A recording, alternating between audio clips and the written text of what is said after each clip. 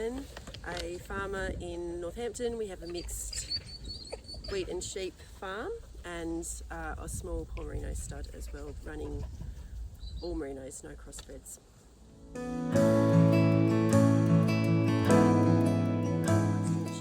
For a start, so I really wanted to do some worm egg counts and be able to do it on property without having to wait for the results from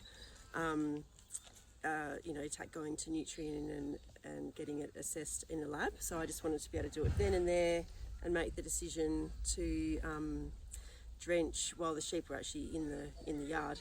And so I did a course about a decade ago on how to do my own worm egg counts, and it's been pretty handy, especially when you're really busy and you usually used to just drench every single mob that came into the yard, and to actually not have to do that is pretty great.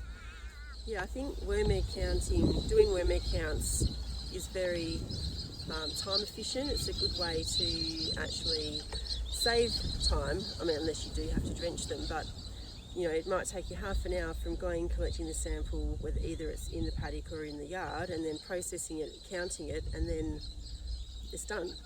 You know whether you need to drench them or not. So I do find it has saved us time.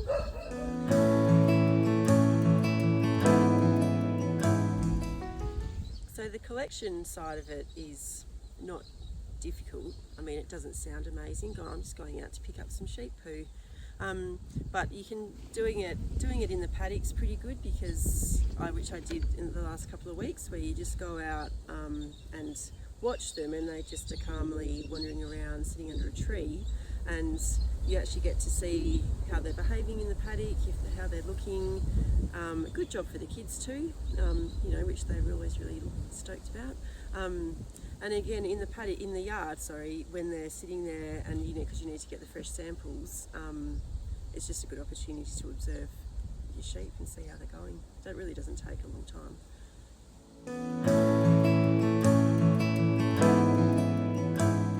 During shearing, which is usually spring and summer, when we're just about to put them onto stubbles, so we'll do all the young sheep and the older ones as well, and they're usually pretty fine, so don't have to drench them. And then again, like this year, for example, we had a lot of rain, so we definitely had to do some worm egg counts just to make sure that we were drenching at the correct time, and maybe change up what we were using to drench the sheep, because there was quite a high worm burden this year.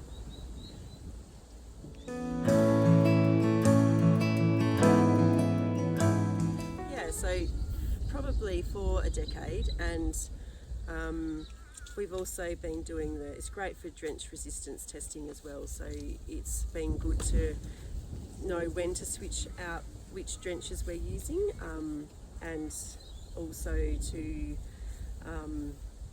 what was the other reason why we're doing it? Yeah, especially for younger sheep, it's good just to double check as to whether, instead of relying on how they visually look as well, you can actually back that up with how many worm eggs you actually are getting in their samples.